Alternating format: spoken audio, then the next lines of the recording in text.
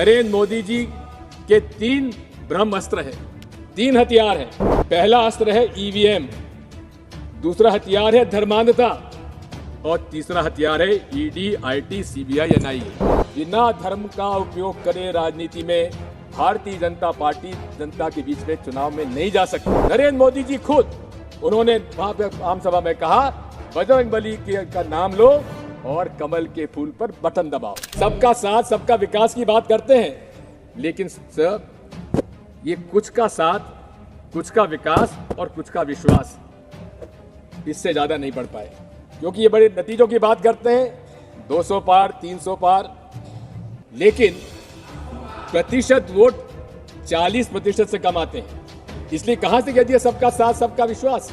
विश्वास माननीय सभापति महोदय तब होगा जब इस देश के हर वर्ग, हर धर्म के पालन करने वालों लोगों का ये विश्वास अर्जित करेंगे। इन्होंने डॉक्टर मनमोहन सिंह जी के बारे में एक बिल्कुल असत्य बयान दिया है। उन्होंने कभी नहीं कहा जिस बारे में इन्होंने उनका उल्लेख किया है। मैं आपसे कहना चाहता हूं, नरेंद्र मोदी जी के 3 ब्रह्मास्त्र है, 3 हथियार हैं। पहला अस्त्र है ईवीएम, दूसरा हथियार है धर्मांधता और तीसरा हथियार है ED, IT, CBI, NIA. Bharat विश्व का सबसे बड़ा लोकतंत्र है, मदर ऑफ डेमोक्रेसी कहा जाता है, लेकिन सफल लोकतंत्र के लिए निष्पक्ष माननीय चुनाव आयोग आवश्यक है। आज मैं आपसे कहना चाहता हूं, लोगों के मन में एक ईवीएम के बारे में विश्वास कम होता जा रहा है। प्रदर्शन हो रहे हैं। 28 पॉलिटिकल पार्टीज ने कुछ प्रश्न चुनाव आयोग के सामने रखे। नरसिम्हा जी हमारे बैठे हुए, इन्होंने खुद ने किताब लिख डाली थी।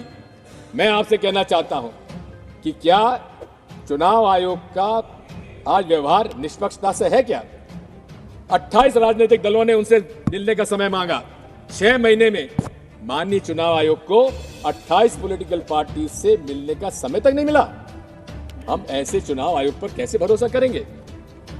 मैं आपसे कहना चाहता हूं कि एक तरफ जहां उच्चतम न्यायालय ने अपना सुझाव भेजा कि चुनाव आयोग के सदस्यों के चयन के लिए माननीय मुख्य न्यायाधीश उच्चतम न्यायालय के उनको भी उसका समिति का सदस्य बनाया जाए, लेकिन प्रधानमंत्री जी को रास नहीं आया और उन्होंने यहां से बिल पास करा लिया।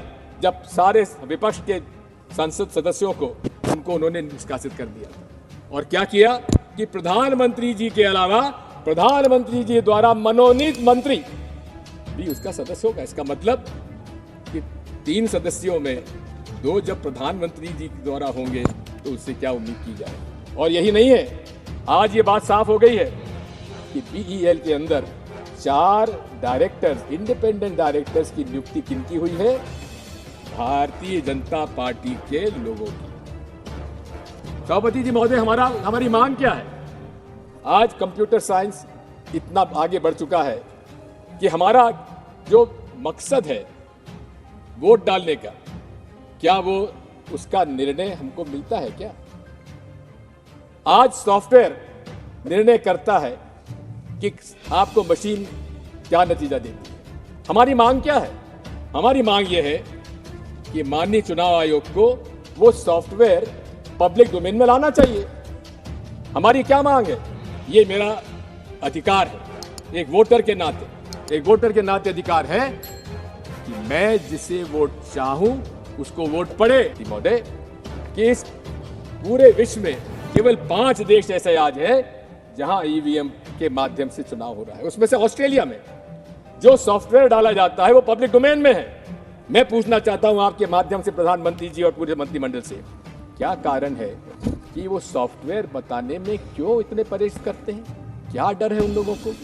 आज जब मांग उठ रही है जनमानस में चारों तरफ से कि हमें ईवीएम नहीं चाहिए, उस समय पूरे देश में ईवीएम का प्रचार करने के लिए चुनाव आयोग प्रदर्शन कर रहा है। अरे हमें प्रदर्शन करने की आवश्यकता नहीं है। आप हमें हमारी बात इतनी सी मान लीजिए, या तो आप बैलेट पेपर से चुनाव कराइए, जो 2018 में कांग्रेस पार्टी ने एआईसीसी रेजोल्यूशन में अपना मत रखा था, उस पर हम आज भी कायम हैं। और यदि आपको ईवीएम से इतना ही प्रेम है तो आप हमारे हाथ में वीवीपैट स्लिप जब नीचे गिरती है तो उसको हमारे हाथ में दे दीजिए और हम जाकर मतपेटी में डाल देंगे। इसमें क्या ऐतराज होगा माननीय अध्यक्ष महोदय, सभापति महोदय? मैं आपसे इतना अनुरोध करना चाहता हूं कि दूसरा हथियार इनका धर्मांधता का है। धर्म से इनका कोई नाता नहीं है।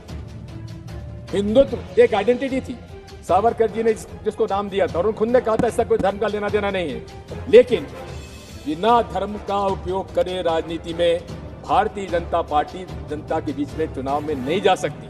और यहां तक कर्नाटक के चुनाव में नरेंद्र मोदी जी खुद उन्होंने वहां पे आम सभा में कहा, बजरंगबली का नाम लो और कमल के फूल पर बटन दबाओ। चुनाव आयोग, माननीय सभापति महोदय, मेरी आपत्ति इस बात की है कि अगर छोटी मोटी बात भी अगर कोई और अन्य दल का कर देता उसको नोटिस मिल जाता, लेकिन खुले रूप से नरेंद्र मोदी जी ने रिप्रेजेंटेशन ऑफ पीपल्स एक्ट का उल्लंघन किया है, अब इसमें सेक्शन 123(3)(a) का, लेकिन उस पर चुनाव आयोग ने संज्ञान में क्यों नहीं लिया? आज भी पूरे देश में धर्म के नाम पर ये व्यवसाय कर रहे हैं। वो राम मंदिर का निर्माण जो कि नरसिम्हा राव जी ने रामालय ट्रस्ट को सौंपा था, चारों शंकराचार्य और स्वामी रामानंदाचार्य के रामनिधाचार्य जी, 5 लोगों का रामालय ट्रस्ट बनाया, उसके हाथ में क्यों नहीं दिया? जिसको दिया विश्व हिंदू परिषद के हाथ में, और विश्व हिंदू परिषद के हाथ में देकर निर्मोही अखाड़ा जो पूरे तरीके से 10 मिनट नहीं 5 मिनट तक हो गए जो हमारे पास सूचना थी, 10 मिनट के लिए। सर देखिए, आपने देखिए मेरे बारे में सर, मेरी आपसे 5 मिनट का समय और दीजिए, 2 बातें मुझे और करना है। आपको 5 मिनट दिया गया था, ऑलरेडी 10 मिनट हो गए हैं। 5 मिनट समय तय था आपके लिए। देखिए बात यह है, बात यह है हमारे अब कोई समय ही नहीं है। हमारे लीडर ऑफ ऑपोजिशन का समय हमारे इसमें नहीं रखा जाना चाहिए, क्योंकि वो उनका अधिकार है। अभी जो नियम तय है उसी के अनुसार चलेंगे। प्लीज आप कंक्लूड करें। मैं आपसे कहना चाह रहा था कि पीपल्स रिप्रेजेंटेशन एक्ट का वायलेशन हो रहा है, उस पर कोई संज्ञान में नहीं लिया जा रहा है। मैं आपसे इतना कहना चाहता हूं कि आज तीसरा हथियार इनका है ईडी, आईटी, सीबीआई, एनआईए का। इसमें मोदी जी को कहते हैं मेरी गारंटी, मोदी गारंटी का एक आपको उदाहरण देना चाहता हूं। भोपाल के अंदर उन्होंने भाषण में कहा कि मेरी मोदी गारंटी, ये महाराष्ट्र के नेता, उन पर 70,000 करोड़ का घोटाला है, उनको मैं जेल भेजूंगा। लेकिन 3 दिन बाद क्या हुआ सभापति महोदय? जेल भेजने के बजाय उनको मुख्यमंत्री बना दिया गया। देवेंद्र फडणवीस कहते थे दादा चक्की पीसिंग, आज दादा जेल में नहीं, महाराष्ट्र के मंत्रालय में बैठकर मोदी जी गारंटी कर पीसिंग कर रहे हैं। मैं आपसे कहना चाहता हूं कि पूरी तरह से Bharatiya Janata party anti poor है, शुरू से रही है, कोई नई बात नहीं है। पूरे कॉर्पोरेट्स के पक्ष में इनका पूरी रही है पूरा, और इसीलिए कि हमारे जो डायरेक्टिव प्रिंसिपल्स में असमानता दूर करने का निर्णय था, उससे अलग अमीर और गरीब का असमानता बढ़ती चली जा रही है। मैं आपसे कहना चाहता हूं, इसके बहुत सारी बातें हैं, और इसी के साथ साथ हमारे पूरे देश में जर्नलिस्ट, एक्टिविस्ट, वो लोग हैं, उनको जेल भेजा गया। I'll take 2 minutes more. No, sir. 2 minutes. Please 2 minutes more. Sir, 2 minutes. I've already given you. Please. 12 minutes. Sir, I had spoken to chairman, sir. Sir, मैं उसके तहत ही समय दे रहा हूँ already. Please, I'll take 2 minutes. Conclude. No. Only 2 minutes. Please conclude. Only 2 minutes. I'm concluding. Conclude. Sir, पूरे देश में activist, journalist, students, इनको अपराध लगाकर बेल नहीं दिया गया। क्या भीमा कोरेगांव के हो, सीए एनआरसी के हो, जेएनयू की, इनके सब के खिलाफ कार्रवाई की। मैं आपसे अंत में एक ही बात कहना चाहता हूं, इस देश एनडीए के अलायंस पार्टनर्स, बीजेपी के जो अलायंस पार्टनर्स हैं, उनके लिए मेरी एक जो कविता 1940 में लिखी गई थी, उनमें पढ़ के सब उसी में खत्म कर वो पेस्टा मार्टिन न्यूमन ने लिखी थी। First they came for the socialist and I did not speak out because I was not a socialist. Thank you. Then they came for communists. I was not a communist because I was not a communist, so I did not speak out. Thank you. Then they came for Jews. I was not a Jew, so I did not